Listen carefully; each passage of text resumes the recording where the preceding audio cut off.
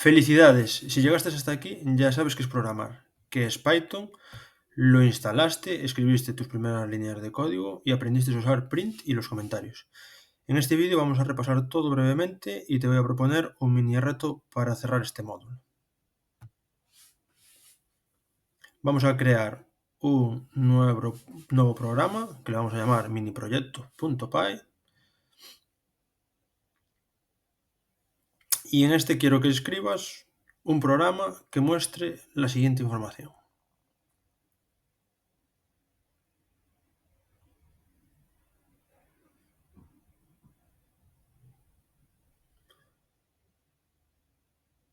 Tu nombre,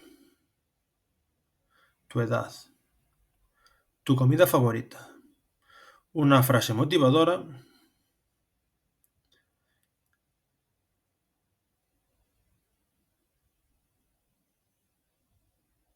y que muestre comentarios explicando cada línea o alguna línea por lo menos.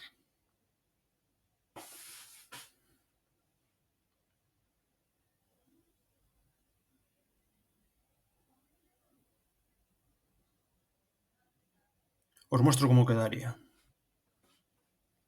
Print, abrimos comillas, me llamo Antonio. Hacemos un salto de línea, print y la edad.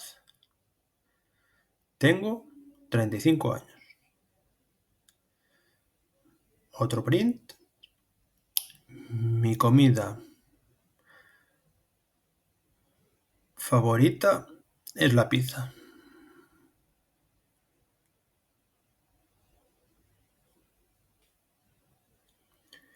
Y una frase motivadora, print, abrimos paréntesis, comillas, sigue adelante, no te rindas.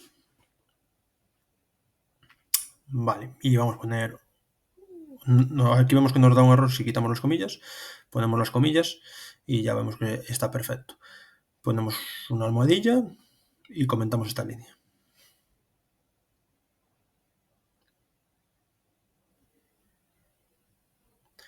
Frase motivadora, por ejemplo. Ejecutamos y vemos que no tenga error en nuestro código. ¿Te animas a hacerlo más atractivo? Puedes usar emojis, separar por líneas, combinar texto y números con comas, etc.